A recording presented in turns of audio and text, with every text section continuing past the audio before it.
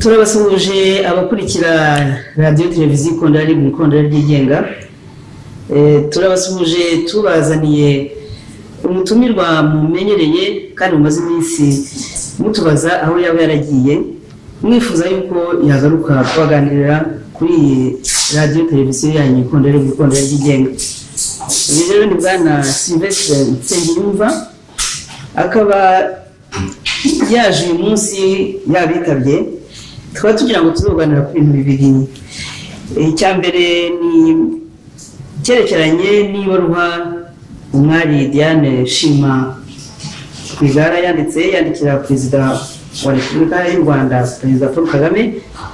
Iyo baruwa benshi bakaba barayivuzeho byinshi, ndetse n'uyu Sylvestre turi kumwe akaba yaragize inyandiko ndende yayanditseho kugira ngo aze kuza kudusobanurira. Yitwa iyo nyandiko yitwa Génocide des Tutsis, Révisionnisme des Tutsis. Ikindi turi buze kuganiraho tubona tukifite akanya, nuko uyu bwana Sylvestre Nsengiyumva yumvikanye mu itangazamakuru cyangwa se ku mbuga nkoranyambaga yuko yaba yarabaye wenda n'ubu aracyari umujyanama wa Sankara Nsabimana Kalisiti. Ubwo igihe nikidukundira turamubaza, we nk'umujyanama uyu Sankara arihe, Sankara yafashwe ate? Kuko benshi ntabwo hari abagikomeza kubaza ibibazo. Sankara se FRN yavugaga ari muri Nyungwe irahari ko nta bintu tucyumva. Niba uyu bwana Sylvestre ari umujyanama wa Sankara na RRM Muvoma yarakuriye, kagira ngo rero ndutuhikaze bwana Sylvestre Nsengiyumva, kurere tukusaba yuko wasobanurira cyangwa se wabwira abatwumva icyatumye ugira inyandiko wandika kuri nyuma y'itangazwa rya Diane n'ibaruwa yandikiye Perezida wa Repubulika. Ndagushimira koze. Urakoze Agnes. Nanjye nongere gusubiza ko hashize igihe kinini nyine tudakorana ibiganiro. Nsubize nabo abakurikirana ikondera nyine bakwandikiye yuko bakunda ibyo tuganira.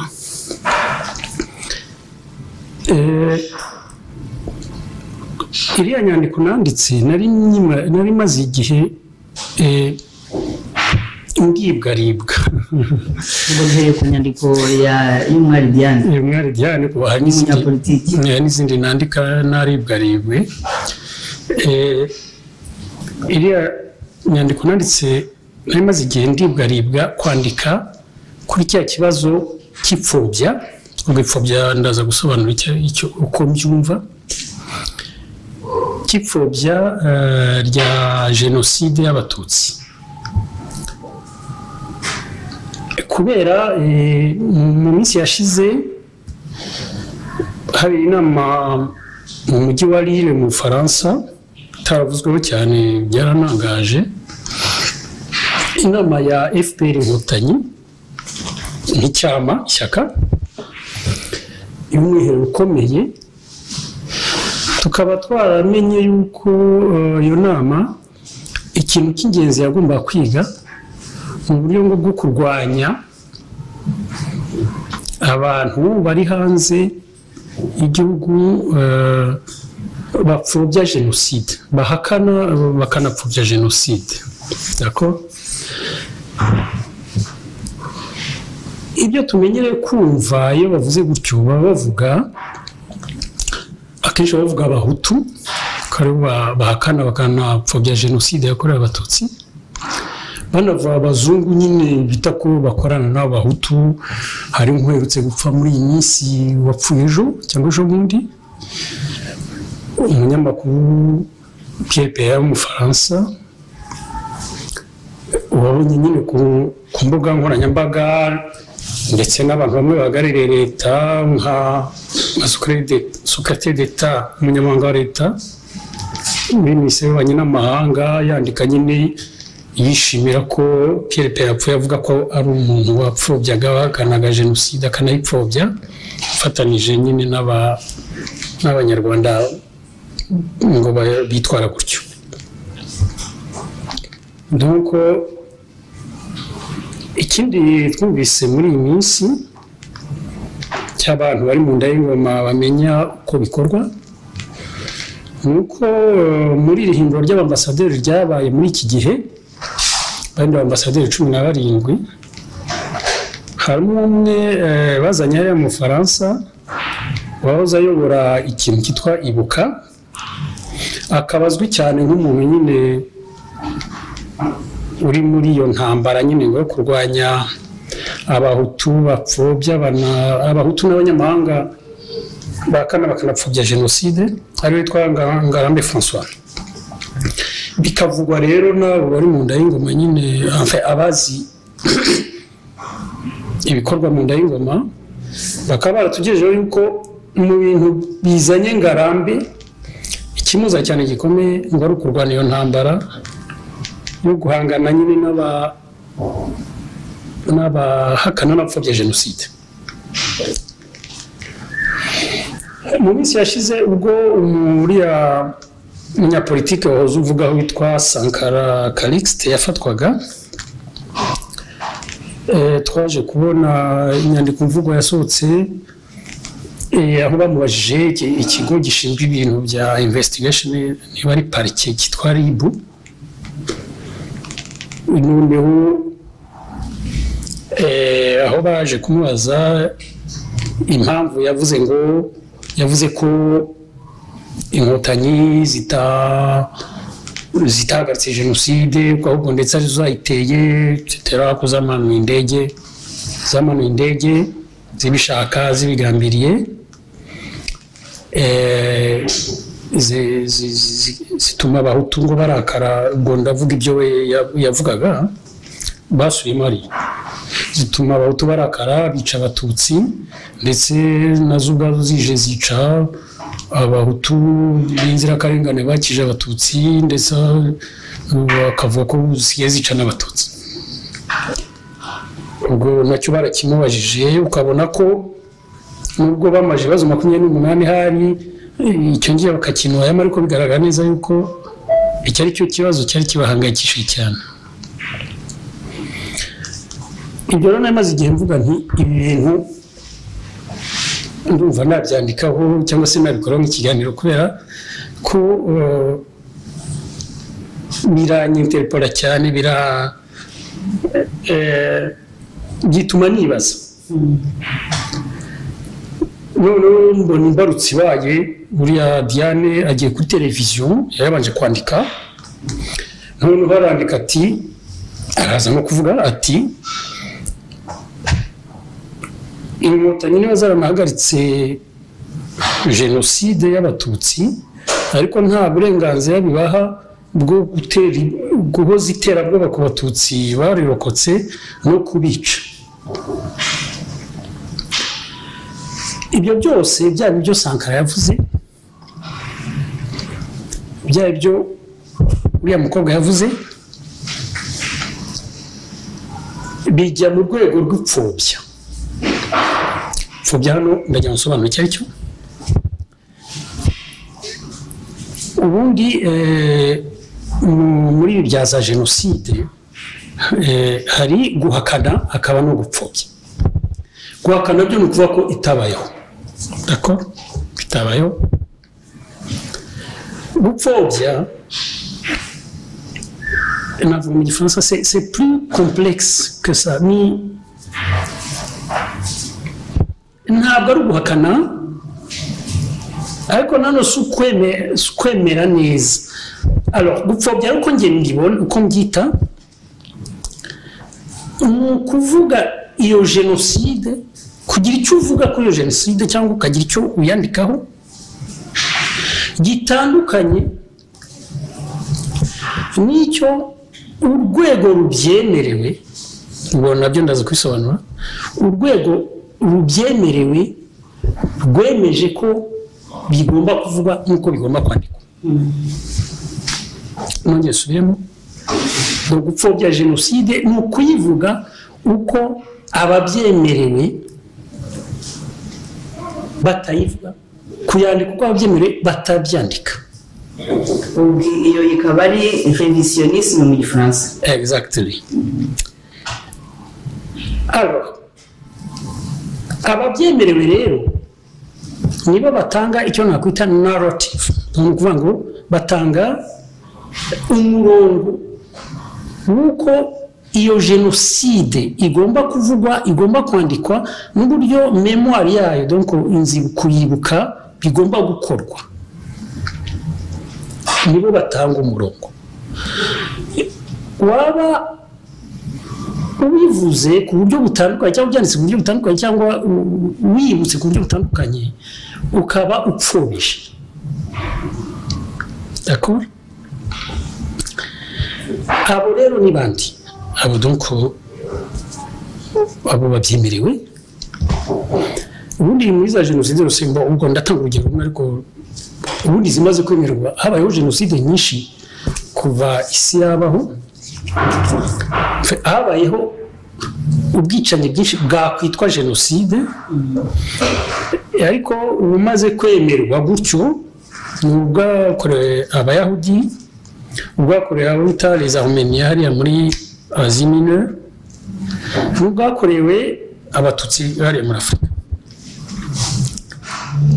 Ubwo ndatanga urugero ku bayahudi gusa. Jenoside y'abayahudi irangije habayeho ibyo yari isanzwe iriho, ibyo bita l'agence juive mondiale, icyo gihe Etat d'Israël, igihugu cya Israel kitarabaho.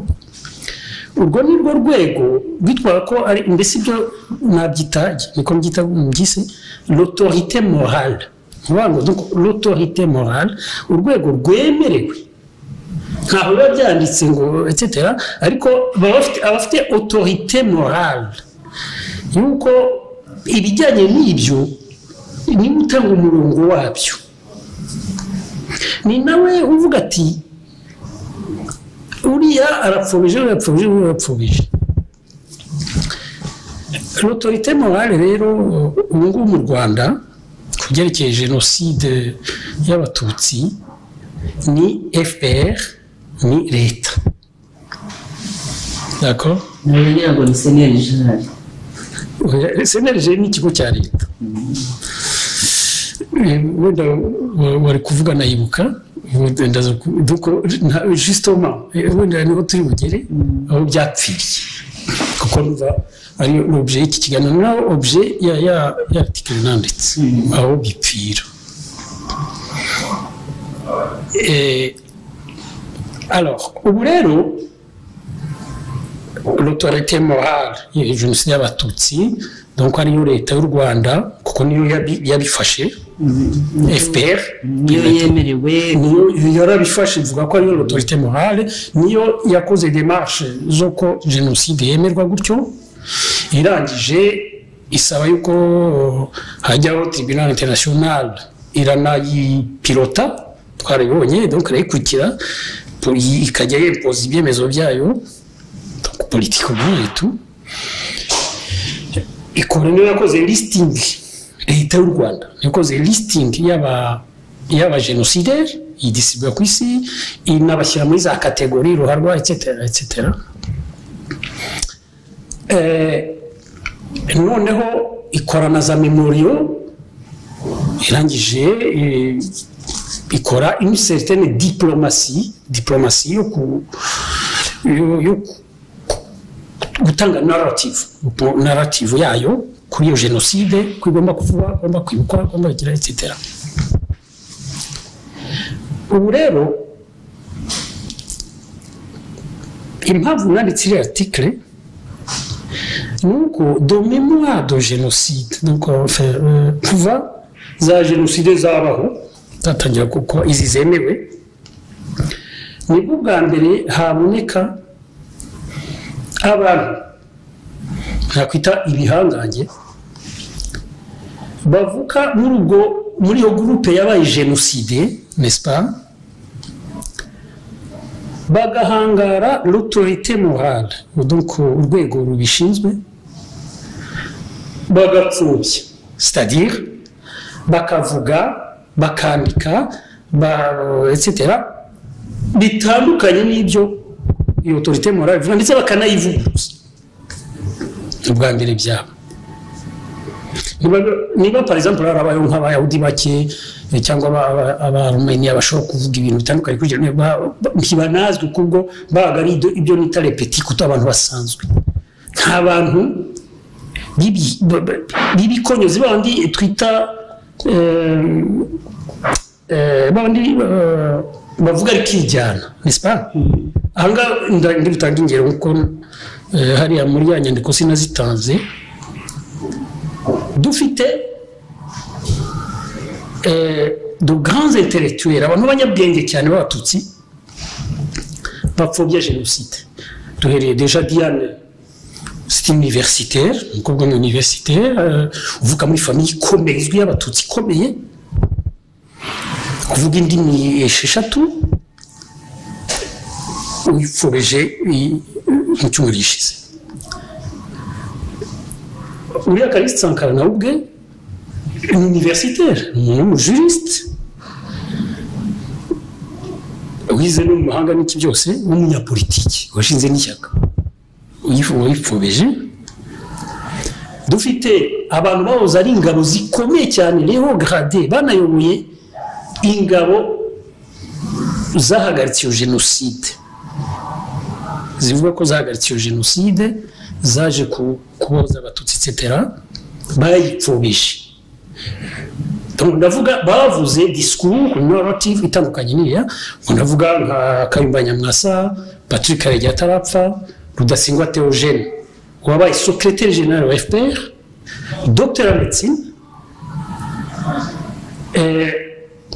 wabaye directeur de cabinet wa président wabaye ambassadeur w'u Rwanda ku ngoma inshya nyine ngiyi pour l'autorité morale wabaye ambassadeur wa muri Nations Unies we asa naho ndetse Rudasingwa Theogene yiyemeje imyaka asigaje kubaho mu buzima ariyo ntambara za rubanda yo gupfobya jenoside ya tututsi nukuvuga ngo kandi we ayipfobya uretse ko anahakana n'ibindi byinshi ariko ayipfobya ku kintu gikomeye cyane kuvuga ko igihe yabaga abantu bakomoka mu batutsi ingabo milice bakada n'iki byose babaga barimo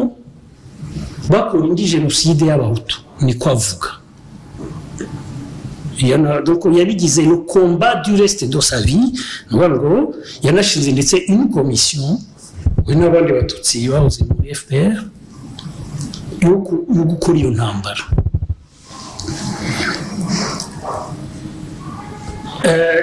docteur uriya mujuriste wo muri États-Unis yagiye twakunda kuvuga ku maradiyo professeur d'université docteur Kambanda Charles arayipfobya abajournaliste bakomeye cyane nk'abitwa Bagasana Didas bitwa Bantamuhanga bitwa abandi bose nabo bavuga no mu discours que Sankara barayipfobya n'abandi benshi cyane batoroshye kuko c'est très important ibimvuga ko ari abantu badasanzwe n'abantu donc baba leaders d'opinion les leaders d'opinion muri communauté y'abatutsi ibyo rero mu bwa mbere bya pardon wari ugiye kubaza ikintu nanjye kuvuga nti abatwumva badukurikije neza bumve yuko birimo kuvuga n'ugupfobya si uguhakana ntabwo bahakanaje n'abahutu nge ntabwo numva benshi bahakana jenoside niba bayihakana nabo ni les petits couteaux no mu kabari bisindiye iyo ntabwo twaritsinda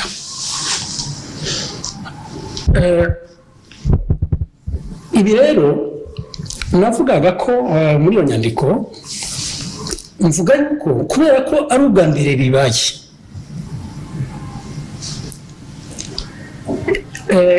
bisaba ko tubyibaza tukavuga tuti comment on en est arrivé là byagenze biti kugira ngo tugere aho ngaho kuko bidasanzwe nkuko mbese wagera ukabona ku musozi runaka umugezi ubundi utemba umanuka nkuko ubwo umugezi uratemba uzamuka cyo bavutse cyane abantu bose bahita bagira batyo barati comment on arrive là bakigiyo iyo phénomène bakayiga kandi si ukwiga gusa iyo phénomène ipoza n'ikindi kibazo kuko ipoza none ikibazo cya revisionisme muri rusange cy'abandi bantu batava muri iyo groupe y'aba génocide oui do abahutu abanyamahanga iki byose ukuntu kuko ntabwo byumvikana ukuntu l'autorité morale iyo nyine navuze haruguru yagiye cyose itangira ikora amastratégie kwiruka inyuma y'abantu b'abahutu n'abanyamahanga bapfobya génocide alors que en fait abayipfobya cyane kandi bakomeye baturuka muri iyo groupe c'est problématique ku buryo n'izo manza bateganya gukora kuko nibyo bateganya gukora kurega abantu kugira gute njyewe ku bwanjye numva iki kibazo kizajya ku meza abajije bakagisobanura igihe bazaba barezekana hakaba ibyo bita mu bintu bya droit donc by'amategeko ibyo bita jurisprudence hari imanza zizaba zigahita zikora jurisprudence bitewe n'uwaburanye n'ukuntu yexpose ibibazo c'est pas possible urumva maintenant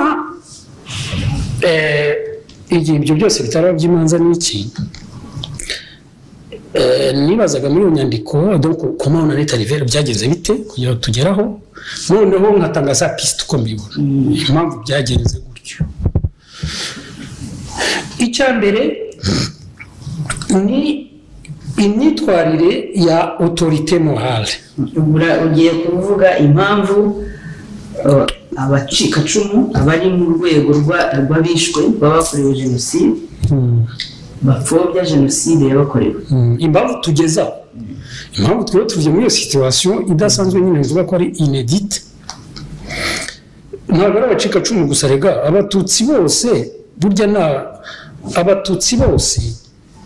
ni abacikacumu ba jenoside n'abarya bavuye hanze niba ari jenoside yakorerwaga abatutsi impamvu batapfuye nuko batari bahari kuko rero bayicitse icumu ubu nk'abo batewe jenoside udasibwa nabo ni abatutsi aho ubundi ntabwo bagombye kuyipfobya nubwo bwose atari abarescape kuko ni abatutsi tu comprends ce que je veux dire alors twageze aho rero dute icyambere njye mbona ni imyitwarire ya autorité morale nagira ngo mbanze mvuge concept nk'ebyiri zerekeye jenoside uko njye mbibona ni grade d'analyse yanjye muri jenoside habamo dimension ebyiri nuko iyo yarangiye kwa jenoside yarangiye uretse ko na mbere uko iba haba la dimension politique donc en amont hari donc dimension politique akaba na dimension humanitaire urumva dimension humanitaire donc umuntu humanitaire nuvuga donc ikiremwa ibintu byerekeye ikiremwa n'ibyo kibayemo ahangaha la dimension humanitaire du génocide nuko abantu bapfa donc hari abantu bapfuye hari ibintu byasenyutse n'abapfuye abatarapfuye abakomeretse hari abatakaje ababo arabagize guta imitima yakomeretse etc. Ça c'est l'humain, la dimension humanitaire iyo drame, d'accord. Noneho hari rero la dimension politique yangoroba nk'abira navuga haruguru y'uburyo bajera bate inyuma ya jenoside bajera bate jenoside bajera bati bikurikiye bije c'est la dimension politique bitewe l'autorité morale navuze haruguru donc rwa rwego bitewe n'icyo autorité morale ishaka twese ko autorité morale muri urwo rwego mu rwego turimo kuvuga ari leta y'u Rwanda. Hano ni leta y'u Rwanda na FPR, ni FPR na leta y'u Rwanda. Mu by'abagifite l'agence juive mondiale, mu by'aba-arméniens bagomba kuba une organisation arménienne s'occupe de ça. Bitewe n'icyo autorité morale ishaka n'abayigize n'uburyo iteye na perspective zayo, soit izaha agaciro la dimension humanitaire cyane cyangwa izaha agaciro la dimension politique cyane. Ah oui, c'est comme ça. Ni ukuvuga izita cyane ku byerekeye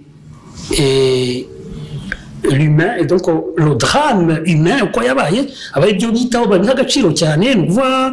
kure uburyo bafasha abayikitseho ku buryo bafasha kureba uburyo hakorwa ibishoboka kugira ngo bitazongera, barebe la problématique sociétale yatumye jenoside igeraho, babyigeho babiha agaciro kuko jenoside ntabwo ituruka mu kirere. Donc babiha agaciro ariko batarimanganya, atari ibintu bya politike, babiha agaciro vraiment. Donc l'humain yabyo kuki abantu bageze aho bica abandi gutyo kandi barabanaga byagenze bitetse, babiha agaciro kugira ngo bitazongera. No gufasha abacitse ku icumu, gufasha guha agaciro ababakijije nkuko abahudi babigenje, ibyo bita bise le mouvement des justes, sibyo gukora la réconciliation nationale, mbese ibyo bigashyirwamo imbaraga, kwiyunga kw'abantu, iki byose ibyo nibyo nita la dimension humanitaire igomba gukorwa na l'autorité morale. Byose bikorwa na l'autorité morale. Donc gukansoringa abantu, guha abantu prise en charge psychologique n'ibindi byose, cyangwa se ibyo ntibabyiteho cyane. Nkeka ko uko byagenze hano iwacu, noneho bagaha agaciro cyane la dimension politique. Ibyo bikaza nyuma, ikiba kigamijwe bakaba bati iyi jenoside twayikoresha dute mu rwego rwa politiki. Donc ça c'est stratégique, baricara bakagira ubwo ni ukuvuga mu rwego rwa politiki bayikoresha bate kugira ngo bagumane ubwo butegetsi. Donc voilà, ubundi dushyize jenoside muri entre parenthèse, ubundi ubutegetsi bugiye ubwo ari bwo bwose, cyane cyane udafite manda. N'ufite manda burya uzaribemo hano muri Amerika cyangwa hano mu Buraya, iyo batsinze amatora batangira gupanga, bakora stratégie ukuntu bazatsinda azakurikiraho, tu vois. Et donc kugira ngo gume ku butegetsi, des stratégies politiques zo ku butegetsi. Donc rero ubutegetsi bw'igituguro muri Afrika ho niho bugiyeho bukoresha stratégie nyinshi, kwelimina les opposants, kugira gute kubitana imitego, gukora ibiki, kugira inshuti z'abanyamahanga ngo zadufashe, iki byose des stratégies zo z'ubutegetsi. C'est là les stratégies politiciennes. Aha rero bashaka kwicaruka buti n'Abayisiraheli bashaka kubikora, abayahudi tusaba uti twakoresha duti jenoside kugira ngo tubashe kudomina abandi, gukandamiza runaka, kugumana ubutegetsi, kwiyempoza ku baturanyi, gukulpabiliza ni ukuvuga ngo gutuma abantu bahora mu ipfunwe, tu vois, gukora ku buryo abantu bahora mu ipfunwe yuko batatabaye cyangwa bagize gute, kugira ngo politikoma ubavanemo byinshi, tusa culpabiliser etc. gukanga abantu kugira uti bikaba ari donc noneho iyo jenoside igakoreshwa gutyo. Iyo ni choix, c'est un choix, donc ni choix witwa. Rero mbona ariko ushobora gukora byombi. Ushobora no bien sûr, navuze ko donc kimwe ushobora kugira agaciro kurusha ikindi ariko akenshi ibikorwa byombi évidemment ibikorwa byombi kimwe ukagira agaciro kurusha ikindi kuko n'abayahudi babikoze byombi bakoze quand même politique autour du génocide bibafasha kwaccélérer ishyirwaho rya leta yabo en Palestine parce que la communauté internationale yabaye culpabilisée irabafasha etc. donc nabo ils bakoze ama stratégie ariko bo ba privilégié cyane le facteur humain iwacu rero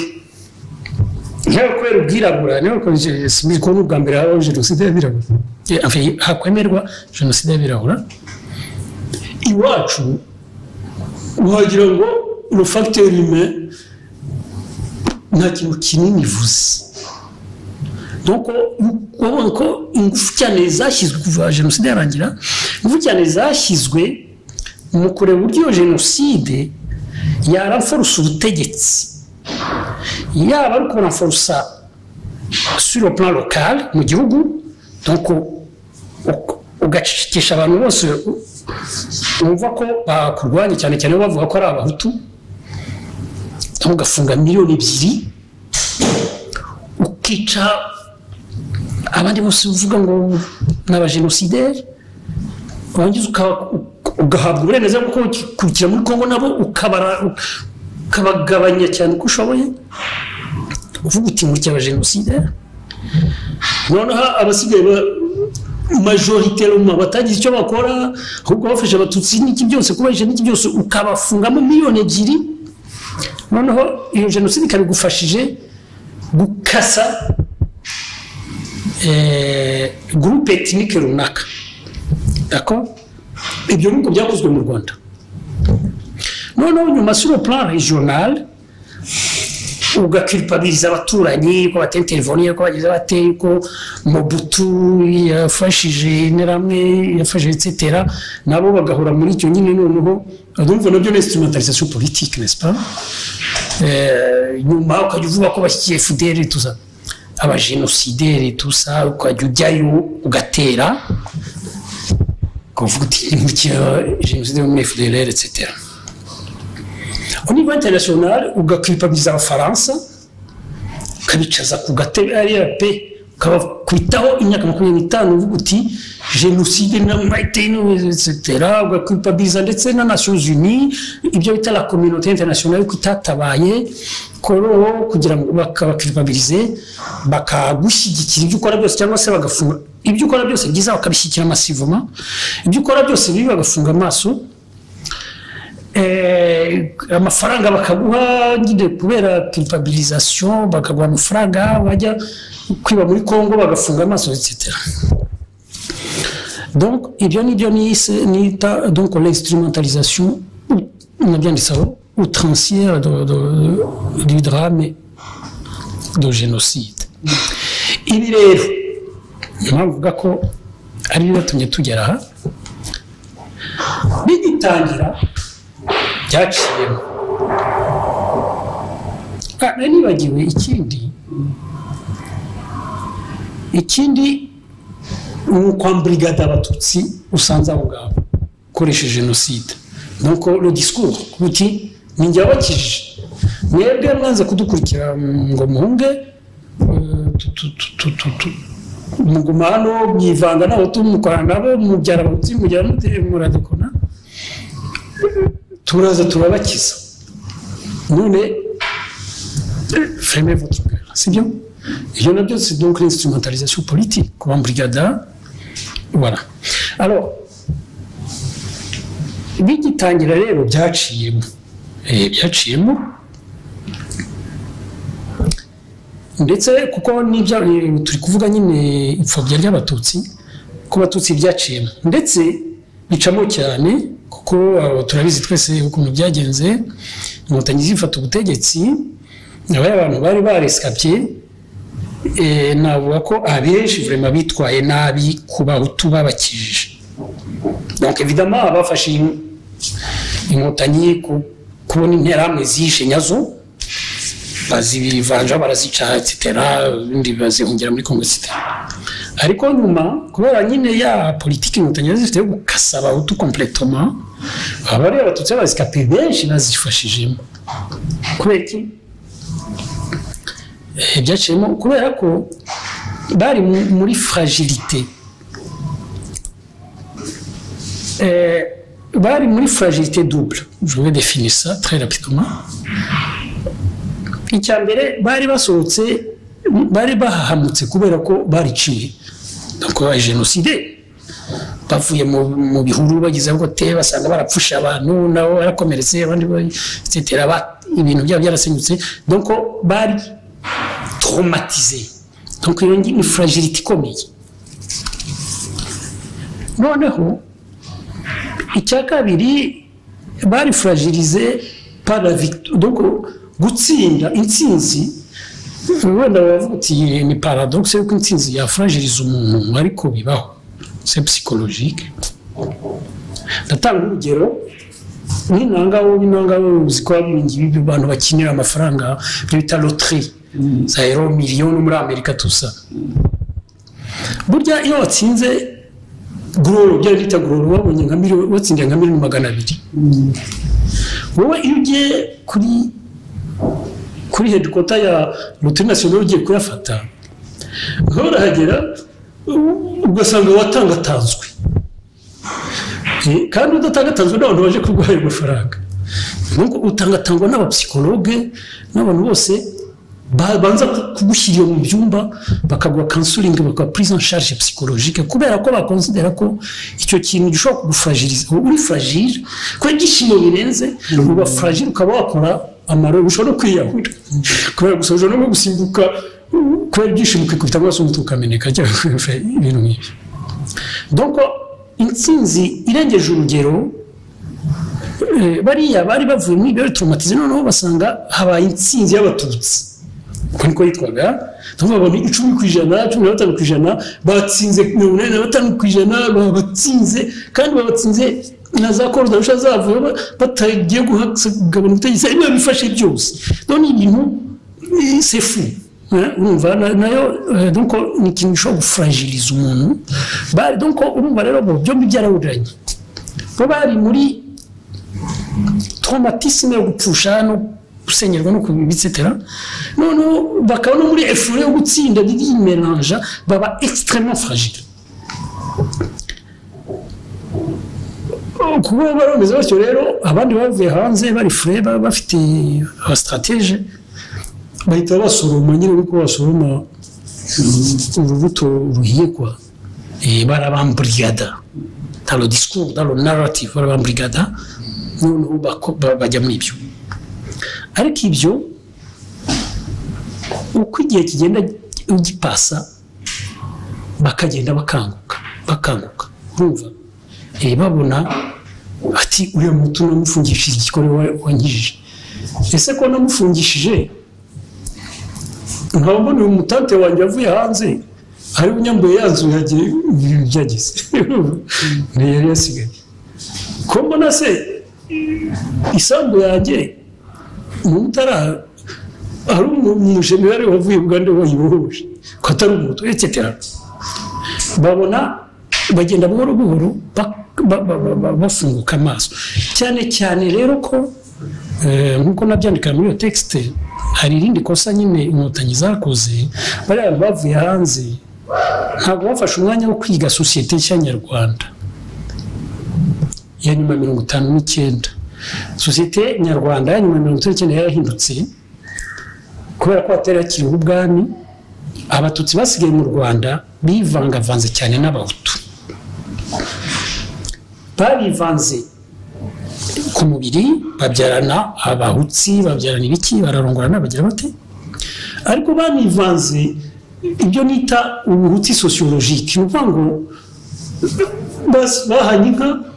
bariganye mu mashuri bahanye amasambu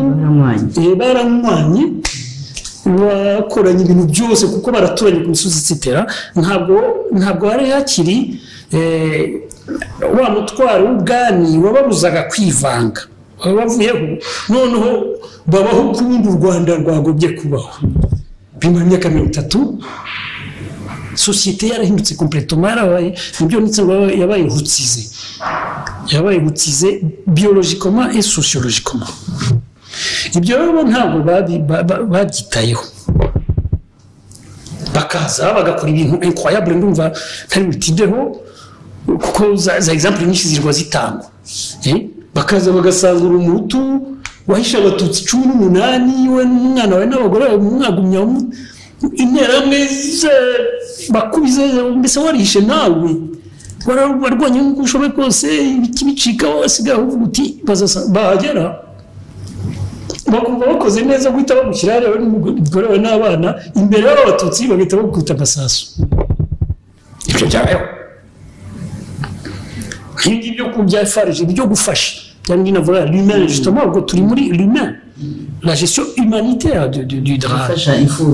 gufasha imfubyi n'iki byose ngewe nigeze ngiye gutanga urugero ndangirizaho igihe nakoraga consultance pour sur une étude ya Banque mondiale nagiye kujya gutesta des outils méthodologiques à mitwe Cyangugu muri Cyangugu profitera Cyangugu noneho hari ishuri nagezemo mbona abakobwa babiri donc basa cyane nyine bana bututsuye comme ça ubwo ndimo ndi travailler kuri farge kuri fond ya farge quoi noneho ko nababazaga ibibazo nagomba kubaza bati tuva indimu quoi bavaga indimu demi-sœur donc bavaga indimu gica ariko basa cyane nyiko noneho umwe arambwira ati ngewe mfata farge atako muri umunange ko atayifata ati turaga ati mbese ndihisha nkamuha ibyo bampa byose n'amafaranga nkamuha amatsi n'iki byose bigeze navuga nyine kuko ngo babafasha no muri birya bya babana birya byo mu mihango byo kwifasha mu mihango by'isuku kwa ibintu byatamba ati nabwo mudamu ati cyo kiratugora ati ko bari kujya ngo tukibagabana ibintu byo mufaya donc uva nkiyoka none ndamuzi nse umuntu kucyetera na farge ahita ambwira ko nyine we ngo bafarije ngo yavuze ko bari umutukazi yuko wenda ise yari umutu cyangwa ibyo undi sinzi umwe ari umututsikazi wemwe nafaje undi akandi bavindimwe bari domise cyanesheje umutwe ku buryo nk'ukano detari kuko byari meze kandi nyuma nabonye n'izindi ka abantu bambwiraga mu Rwanda nyine zimeze gutyo ibyo rero ibyo huzagurika ntabwo ushobora kuvuga ngo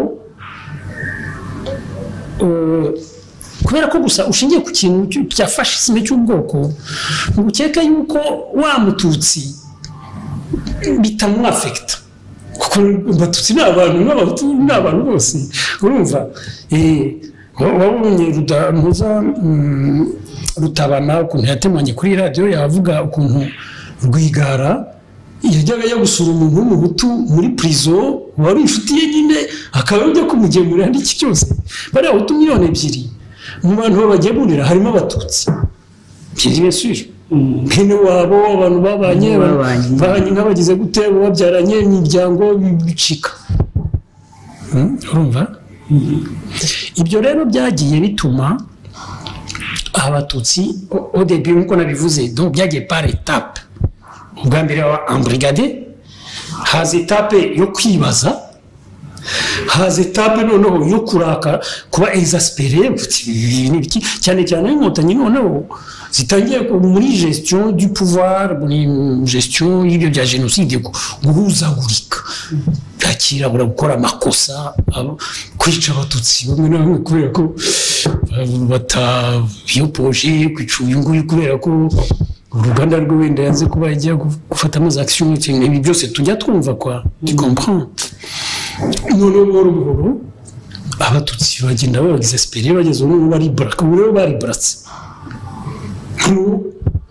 umuntu wese ubonye liberté y'umututsi cyane cyane nk'uwahunze agapfobya jenoside kubera ko abastrategie b'inkotanyi bafashe icyemezo yuko jenoside izaba ishingiro ibyo nita mythe fondateur ya regime izaba n'inkingi yayo birumvikana ko umuntu ari wese niyo yaba ari umututsi ugiziranye ikibazo n'iyo regime yaba akunda atabakunda yaba agize gute azaba ati kugira ngo iyi regime mbese nyibabaze ngomba gukubitaho ibabarikanye kuri jenoside oui donc habaye ikosa stratégique mvuga ko habaye ikosa rya calcul politique hari n'ibindi ariko ndumva wenda ikiganiro cy'abakirekire cyane ku buryo se bwana Sylvestre utekereza ko iyi revisionisme y'abatutsi igabanya ukugupfobya ko abatutsi bapfobya jenoside yakorewe abatutsi bigabanya ubutegetsi gushyiraho nyine amabwiriza ajyanye n'iyo jenoside bien sûr ni ikibazo gikomeye cyane ni nacyo kibazo ufite gikomeye ubwo regime y'umuto ushobora kugira kuko justement ko nabivuze bumvaga ko jenoside izaba inkingi y'ubutegetsi kandi inkingi ikomeye ikibazo rero nuko burya nta wundi muntu ushobora kunyeganyeza iyo nkingi kurusha nyine abishingiyeho urumva kuva abatutsi batangiye gupfobya jenoside n'ibiguma bikaba phénomène igenda crescendo kandi ngiye simbona ikizatuma bitagenda gutyo nuko bizaguma bizagenda byiyongera iyi nibyo nandika muri texte izaba ibyo bita tando d'Achille ya regime donc icyari inkingi yayo ishingiye ikomereyeho kigiye kuba tando d'Achille wa mugabo witwaga Achille yarafite nyine agatsintsino yari umukomeye cyane nyine ibihanganye urwana biki byose kwica abantu bose tusa nta bintu hamwe bamukora ariko yarafite ikibazo ku gatsintsino kitazwi noneho abantu babo bakimenyeye umuntu wese ujya kurwana nawe akajya ashakisha hino kugeza ubwo kubise ka gatsintsino tiva Achille nyine akitura hasi iyi rero nyine iyi inkingi mbere yari inkingi ubu rero yatangiye kuba tando d'Achille ku buryo simbona neza uburyo regime izabisohokamo uburyo bwonyine regime ishobora kubisohokamo nabonye yaratangiye kugerageza n'ejo bundi ubwo ako kanya uriya mukobwa amaze kwandika yabarwa hahise hafatwa icyemezo mbese nk'aho hazari komsa yuko bongereye amafaranga afasha abantu za farije nyine bavana ku 600 begeza byari 7 begera ku 12 ibintu nk'ibyo kwa donc urumva ngo nuko n'ubundi ari ingoma ya cyami ko nyine n'ingoma ya cyami yagarutse bo ibibazo babikemura ko cyami nayo yakemuraga swati yakemuraga yica donc yari donc nko twiye kwivuga hano yashigiye kuri violence extrême no kubyo guhaka niki iyo bagiraga ikibazo n'umuntu ugiye baramwicaga cyangwa bakamugabira iyo donc babona mufite bakamugabira ibyo nyine umvugo batangiye nyine gutanga bitanu donc bakamugabira nuko la manipulation donc wenda nibyo bazagerageza ariko ngeka ko byageze kure cyane byako byarakozwe mbere byageze kure donc byageze kure ku buryo niyo mpamvu rero mvuga narangizaga iyi article mvuga ko le danger hari bo kubera ko ubwa mbere bibaye ni kugerageza kureba aho biga kwanaliza kwa aho bigana le danger hari nuko kuri jenoside ubwayo bana kuri regime kuri jenoside ubwayo ko nicyo intéressant nuko la mémoire ya jenoside izaba ishobora kugenda buhoro ibadiriwe mbese navuga par exemple nibazaga ikibazo ngo se igihe jenoside y'abayahudi yari imaze kuba la shoah iyo haba nk'ibi abantu b'ibihangange abayahudi bakavuga bati no urabeshya aha ntabwo ari byo si uko jenoside yagenze iyo bavuga si yo kuko par exemple nk'imibare ndagwa nk'urugero hari umuntu numvise simuzi ariko bavuga ko wari umututsi wahoze mu musirikare w'inkotanyi wandika ikinyamakuru cyitwa The Rwandan yigeze kwandika article yerekana ukuntu imibare ya leta yo muri Minaloc yerekana ko inzibutso ziri mu Rwanda imibare yazo yerekana ko abatutsi bapfa ari 1,670,000 na bwana twagira mu bose narabivuga Minaloc kandi leta yaravuze ko hafi 800,000 ubu ikagera ikanavuga miliyoni ibyo rero ibyo donc le management yo guhuzagurika nayo bituma iyo autorité morale kuko autorité morale bivuga justement bishingiye kuri crédibilité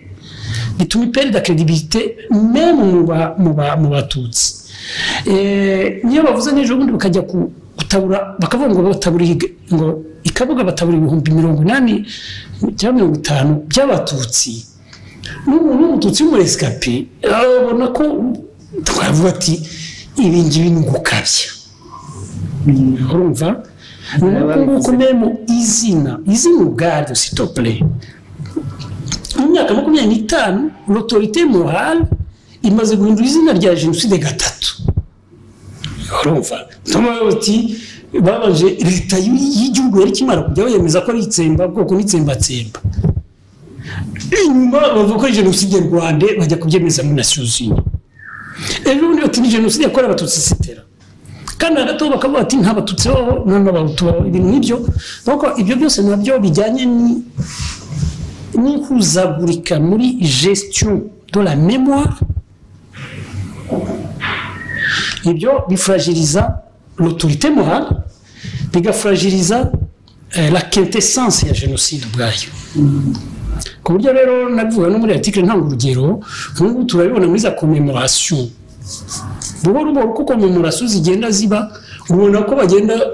batazitaho donc ukabona abatutsi babivuyemo ukabona ntibabijyamo parce que c'est comme de l'arnaque donc rero ça c'est inquiétant hari umuntu watwandikiye musomera amaze gutanga ikiganiro nawe avuga nk'ibyo ngibyo irimo kuvuga avuga ati akavuga rwose narwaniye hafi aho ngaho noneho umuntu aza kutwandikira atubwira ati ariko kuki kwikondera muvugana n'abacikacumu babi umucikacumu bise ni iki ubwo arimo gupfobya nk'ukuri arimo gupfobya wagiye ushaka abacikacumu nyabo ubu rero voilà ahubwo urakoze kubigira abacikacumu babi ko nabonye The Rwandan justement yeretse kubyandika nimaze iminsi nakurikira za réseaux sociaux ariko ngo biri gucika kuri réseaux sociaux ubu havutse justement havutse intambara noneho yo gustigmatiza abo bita abacikacumu babi ngo fake survivors biki byose c'est grave urumva nk'ibyo mu bahite ntibyigeze bibaho mu bamenye ntibyigeze bibaho nabyumva c'est un phénomène inédit kandi nayo ubu bishobora gufata intera kuko simbona noneho rero bandika muri The Rwanda ni yuko iyo débat iri kuba kuri za réseaux sociaux yuko hari abacikacumu bitwa ko ari beza barimo bavuga ko hari abacikacumu babi noneho hakaboneka n'abantu batangiye kwisobanura ko hari abacikacumu beza batangiye gusobanura ati nyamara nubwo bwose nari narize muri Université y'u Rwanda muri umututsi atari ko nyuma nafashwe nabi kubera ko batangiye kuvuga ko umuntu wese umucikacumu mbere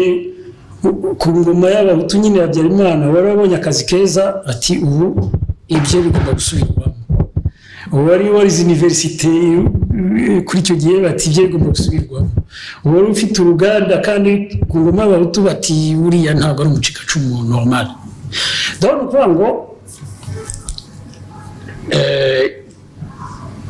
ya revisionisme en fait igiye kuba nk'inzoka iri mu murizo kwa uko revisionisme yaho tuzigenda yongera izagenda ibyara ibindi bibazo bituma irongera nanone ikiyongera yakongera bikabyara ibindi bibazo bishya bya politike gutyo none se muri ibyo byose umuhutu wahagaze he nta kizagabanuka imibereho ye kuri uko gufungwa kuri uko kwicwa kuri uko kutajya mu ishuri hari icyo ubona bizagabanya ku kababaro k'umuhutu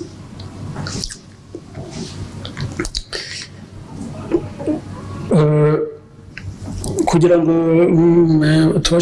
mbashe gusubiza icyo kibazo ubajije reka mfate giriye y'amateka ya vuba muri 1959 hamaze kuba ikizwe revolution y'abahutu naho habaye furi ko abahutu nyine bavuye nabo byarabatumye n'insinzi ntabwo babyumvaga nta muntu umajina ko umwami yavaho ko nabyo byabaye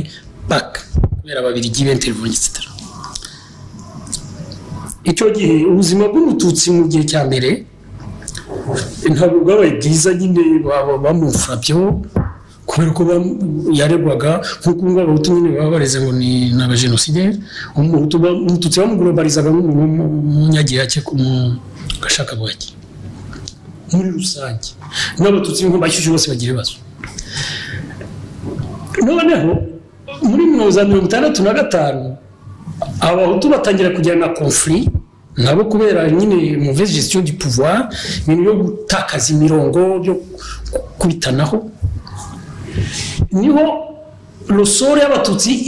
yatangiye kwiyamirira kubera iki ntabwo en fait sukuvuga ngo baprofita yuko bare bagize ahubwo babandi bari ku butegetsi batangiye gushyira ubwenge ku gihe gutangira kumva ko ikibazo kiri politike kurusha uko kiri humain urumva noneho bagasuka amazi muri divayi yabo muri 1973 kudeta ibereye abahutu bamwe bisha abandi bahutu bakavana bakagira bate 1973 noneho nanone soro y'abatutsi irongera iriyamerera kurushaho ndetse bagira rwose bagira barabriya niko nabyita kubera ko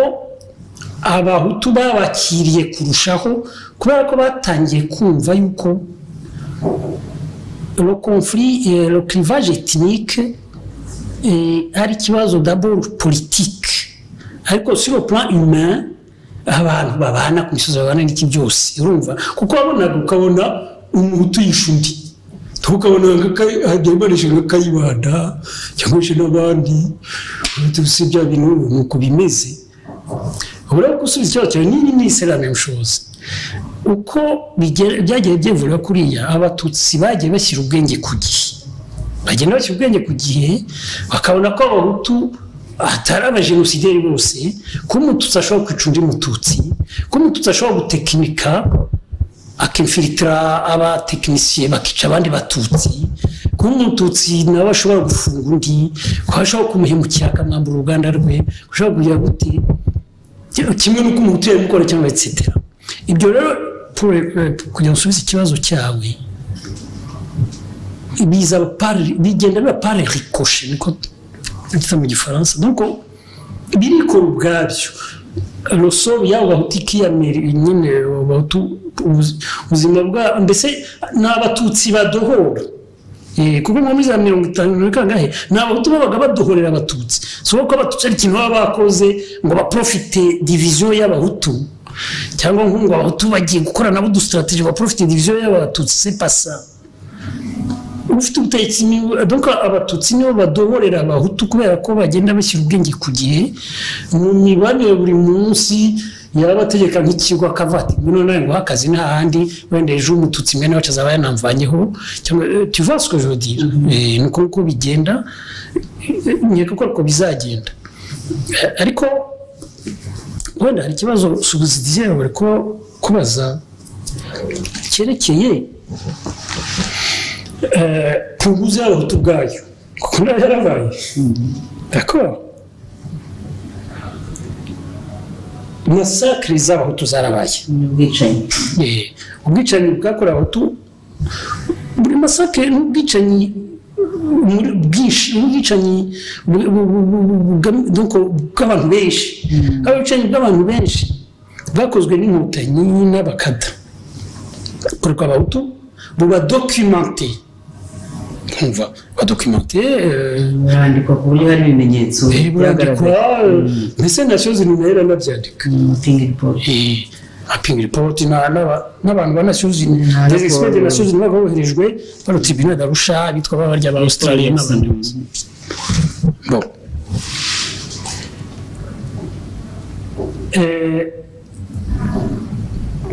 ntabyo rero mu punguza abahutu yashoboraga kuba yaremewe ko yari jenoside cyangwa iri mu buryo bwo kwemerwa ko ari jenoside gusa nayo ifite ikibazo cy'ifenomene nayo abahutu bapfobya punguza y'abahutu ndetse bayipfobye itaremerwa kuko bo bayibuza kwemerwa kubera ko nabo bafonctiona nka biriya by'inkotanyi nabo baprivilégie nabo kuko punguza y'abahutu nayo ifite dimension humaine et dimension politique même chose iyo rero ubura kugira ngo punguza y'abahutu ibe gérée politiquement et humanitairement nayo birasaba ko haboneka une autorité morale igakora travail yo gusaba ko byemerwa comme génocide yarangiza nayo igashyiraho narrative yayo igashyiraho uburyo mémoire izaba gérée izagira bigomba kuva n'ibigomba kwandikwa etc. Maintenant situation yo kumeze nihe nuko nabo l'autorité morale ubundi ibigomba kuva muri iyo groupe yabaye génocide sinon nta autorité byagira urumva donc kubera ko ari abantu bapfuye atari inguge cyangwa iki cyangwa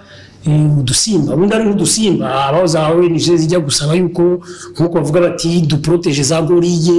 kozo nta bantu ntizajya kwisabira ari abantu babikora ariko hano ni abantu kugira ngo bagire kugira ngo organisation yarisaba igire autorité morale ubundi bagombye kuba bavuka muri iyo groupe abo bantu bajya batangiye gukora le travail yo gusaba ibyo nyuma byakwemerwa bakaba autorité morale yo kugira yo gushyiraho narrative yabyo ariko ngubu iriho hari iriya komisiyo nyine nk'uko babivugaga irimo Musonera irimo Gasimbe justement Musanga Mfura irimo Nkiko j'y arrive la commission n'a autorité morale ifite je suis désolé kubera ko justement en fait kugeza ubu ngubu kuva punguza y'abahutu yaba kugeza uyu munsi abayivuga cyane bayidocumenta bayigira bate bayidenonsa bagira bate ni abantu batavuka mu bahutu soit ni abatutsi cyangwa ni abanyamahanga abahutu hariho za organisation nakwita ko ziri estampillé hutu donc zizwi nubwo tavuga ngo turi ishyaka ry'abahutu ariko bizwi ko ari ishyaka ry'abahutu etc. position yabo rero ni kuri iki ngiki kuko bafite position nabo bigaragara ko bahisemo guprivilégier la dimension politique kurusha la dimension humanitaire. Ndatanga urugero discours baravuga bati kubera ko iyo punguza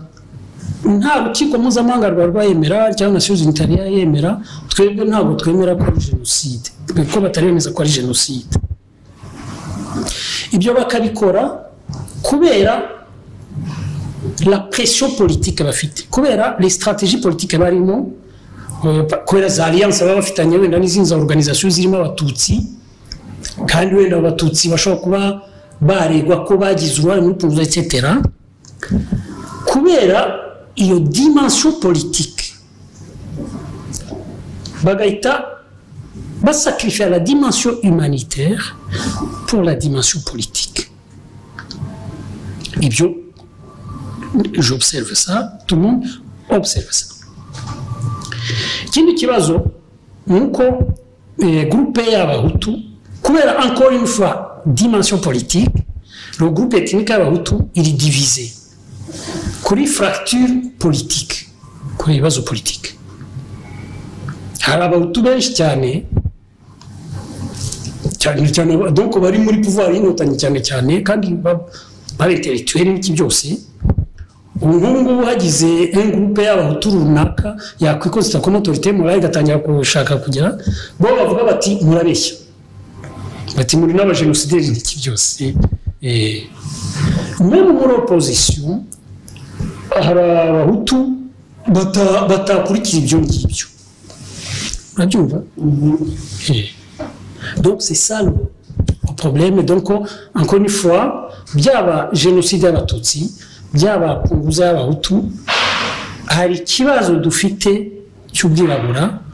ubwirabura niki cyuko dushyira imbere cyane ibya politiki tukibagirwa ko biriya avant tout mbere na mbere ce sont des drames humains. Voilà, ndangirije. Ndagira ngo ushimire urakoze, ariko noneho turebe isomo twasigarana n'iki kiganiro moralite niyi. La moralite ariko nari nyirangijeho, la moralite nuko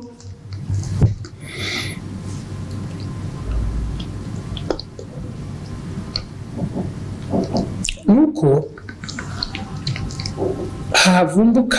nkurana nabivuga d'ailleurs, havumbuka generation y'abantu bato bativuruguse cyane muri ibi, muri politikayi, noneho bagatangira zero aya mateka y'ibyatubayeho, bakubaka narrative nshya ishingiye d'abord ku kiremwa muntu nyarwanda, uko ibyatubayeho ni drame humain avant tout. Kandi ndagira nibutsa yuko nta politique buryo ishobora kuzakorwa, reka mbivuge déjà, et ça c'est révolutionnaire ibyo ngiye kuvuga. Nta politique n'imwe ishobora kuzakorwa yagera aho twubaka igihugu, kuko nta gihugu dufite.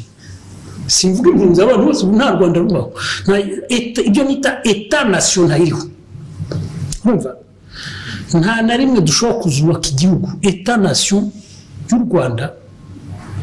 iki kibazo cya jenoside na punguza kitari cyakemuka, ntabwo bizakunda, c'est impossible. Urumva abantu babimenye, ni impossible. Ntabwo bishoboka. Ushobora kuzana ibyo uzana byose, mwese u Rwanda warwita iki? Ntabwo ari igihugu, ntabwo ari état nation. Ubu ngubu u Rwanda ni superposition y'utugurupe turi en conflit, dufitanye inzigo n'inzika, dutegereje imbarutso kugira ngo twicane, c'est tout. Rugendera kuri rapport de force, nuvuga ngo ubu ngubu ruhagaze kubera ko hari akagurupe muri utwo twinshi gafite rapport de force puissant urumva kabipfundikiye ntabwo rero cyari igihugu ntabwo kandi ibyo bizakunda tudashyize ku meza ikibazo cya jenoside na punguza kandi tukabishyira ku meza pas comme une problématique politique avant tout comme une problématique humaine ubwo ariko kugira ngo kizajye ku meza nuko haboneka nk'uko bivuga autorité morale ku ruhande rw'abahutu kubera ko ku ruhande rw'abatutsi iyo autorité morale ngubu irahari voilà habonetse autorité morale nubwo abita kuboneka za autorité morale nyinshi kubera ko par exemple nk'abahutu n'éclaté sibyo n'abatutsi n'éclaté par exemple ibuka yarikuye kugira autonomie ikaba l'autorité morale pour les rescapés urumva nikore mu kwakwa nibyo nikosa ryakozwe nikore mu kwarwa kuko icyo gihe noneho ibuka yakwiyokipa noneho la dimension humanitaire du génocide urumva hari diaspora nayo hari na diaspora etc mu bantu n'impunzi urumva ikagira n'independance des ambassades iyo ngibyo by'intuza donc je dis njyewe hano ntanze kino kiganiro nyine kuri ibi bya jenoside na punguza na dimension humanitaire dimension politique yabyo n'iki ariko c'est un débat ibi ni njyewe uri kubivuga gusa icyo nemeza ko u Rwanda dushobora kubakwa iki kibazo kidakemutse uburyo cyakemuka ntabwo kikemurwa no kuvuga no kubwira abantu nkuko babivugaga niba ari za groupe ziyumva gutyo kubera za clivage inzika tukagiye tugirana mu mateka nigeze kwandika ejo bundi by'imirongo itukura yagiye ikorwa izo groupe zirasinze yakana none basi ni ziorganize chaque groupe ikora autorité morale yayo yirepresente urumva noneho tuzakora ikibira twajya mu bigeze kwitara ukokoma tuzakorera ukokoma tukiri icyo kibazo fe n'ibindi ko hari icyo noneho abantu barire batukane bagire bate tuvuge ibibazo humain d'abord kuko nk'izi za alliance par exemple zikorwa wenda ndangiriza aho ngaho izi alliance zikorwa za politique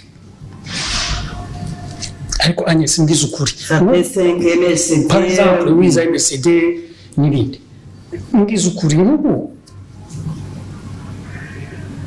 suppose ko ngewe ndi muri ishyaka runaka undi ari mu ishyaka runaka turaba leader nzi neza ko muri bya bindi byapunguza na jenoside ari we wishe data noneho ntitubivuge twari tukavuga yuko Kagame agomba kuvaho yuko ibintu nyine turi mu mashyaka n'iki byose ntitubivuge franchement ubwo umva yuko bishoboka umva se yuko twazajya hari Kigali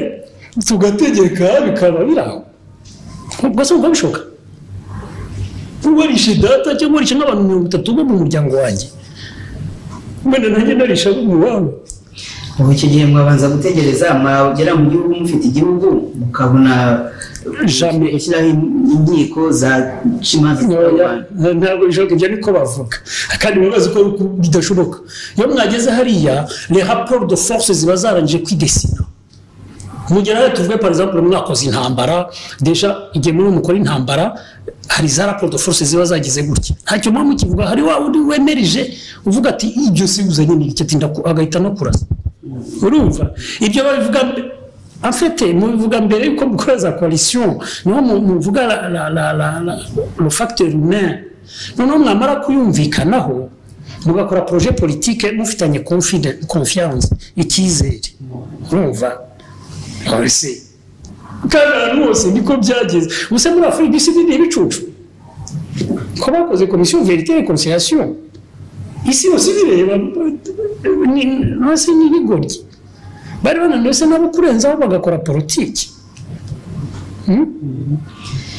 ndagira ngo ngushimire turangize wenda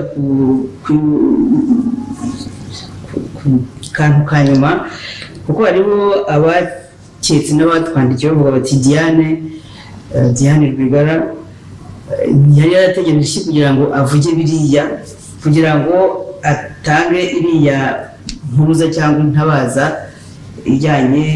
na jenoside kuba ngubu ariho akoze icyo we wise gupfobya jenoside. Nkatekereza rero ko ibi Diane yakoze biri muri logique uko ibintu n'ubundi bigomba kugenda nk'uko babisobanuye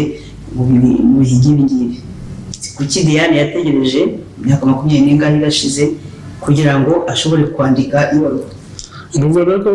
Birarosorota mu kiganiro tumaze gukora nakubwiye abarescape mind yabo yagiye evolve step by step. Urumva tujye twishyira mu mwanya w'abantu. Nahoze mubwira la fragilité barimo, double fragilité nakubwiye barimo yatumye inkotanyi bavuye hanze ari frais. Buriya ziriya nkotanyi zo zikorera umushinga wazo zihari hanze. Abatutsi bari mu gihugu bawugizemo uruhare wenda ntibaze nka batanu wenda nkabakaje guhaka peut-être. Umushinga w'inkotanyi nta muntu wari uzi. Urumva en fait je veux dire mu mizi yabo. Urumva uzore zaje ziri fresh zizi icyo zishaka zizo muzimanipira no zitamanipira barya bose bakoraga iby'amashyaka zabaga ziziti uriya turakora iki kozo zazifite plan stratégique. Barafite plan stratégique. Twebwe twaba abahutu bari mu gihugu baba abatutsi bari mu gihugu mu mashyaka n'ibiki byose twebwe twareyagisaga ku nkotanyi. Donc ibyo zikoze tukareyagisa. Twashinze amashyaka tureyagisa ku ntambara zateye tuva tuti zidufasha Habyarimana none aba faible dushinze amashyaka kandi twashinga zizi nkuko uri ureba hasi amafi arimo yo uti kariya karikoga kuri kariya twashinga zizi zabaga zizi buri wese motivation itumye ashingisha ati wowe Kanyarengo wowe uje hano kubera ko ufite inzika nk'umurera yo guhashya abanyagisenyi atubwo icyo twakoramo turakiza wowe Lizinde tugufungura tureme tupfusha abana bangaye gufungura gereza ariko turagushaka kuko tuzi ko umugoyi mfite ikibazo n'abashiru kandi ubwo tuzagira we na Muvuna Nyambo na Biseruka wowe Kanaka w'Igitarama tuzi kufitanye isinde n'abakiga ko kubishire n'abanyu politisi we tuzi bakaba bizi bakabazi buri wese ukuntu bamutira ko bo bari fresh bafite plan stratégique bari froid c'est machiavélique. Notre turi muri ibi donc n'abatutsi nabo bari muri cyo none ko ari abatutsi nyine évidemment bakmatini nabe batini bene wacu ariko nazo zabaga zibaga ziti tuzi ko mutekereza turi muri bene wacu niki ariko twebwe imyaka 30 byo mwari hano tiwe jyano we turu donc ibyo twabayemo ibi rero nkuko nahoze mvuga byadeterminé ubuhemu bwishi violence nyinshi kusutwa ibiki byose bidashobora kurenzwaho komsa ngwana birenzeho kubona abantu b'impunzi bari hanze badashobora no guhura vraiment wenda ari batanu ngo mbere yo gushingisha akabanza avuga ateko sha waranyici ibyo kuko bigoye biki sans déconner ko umuco wa Kinyarwanda gusa ukuri manye kandi tuzaho yo batugejeje je ne sais pas numva nsubije ikibazo ndagushimira ko zikitse niba hari ijambo rindi washaka kurangirizaho kuko uyu ngubu twibanze ku baruha y'umunyapolitike Diane Rwigara. Ijambo ndangirizaho nuko nemera ubutwari burya nemera ubutwari vraiment nkemera ibintu cyane cyane ngiye ntashobora cyangwa byangora aho Diane bira yakoze cyembona ubutwari bukomeye ushaka kwita ko ushatse ukabutse kuki yavugiye abarescape gusa bahutaka bavuga muri post scriptum ushaka kuvuga kuki yavuze nyuma y'imyaka etc cyangwa se isi yarafunzwe niyo mpamvu yahishwe etc ariko ntibivanaho ubutwari yagize bwo kubivuga kuko hari abandi nabo bagize nk'ibyo ariko ntacyo bavuga urabyumva icyo ngicyo ndashaka vraiment kuvuga yuko ngewe mvanye ingofero yanjye ko sinzi ko nge nabishobora kandi dans la folie nyine si we wenyine gashima par exemple nk'umuntu witwa Ntaganda Bernard badakunda kuvuga ibintu akora risque afata Ingabire Victoire n'abandi bantu bari hariya mu menyo ya Rubamba bahaguruka bakagira ubutwari cyane nicyo nagira ngo ndangize mvuge ko mbashima nkaba ndetse mbankuraje ko bakomeza igihe bagihagaze voilà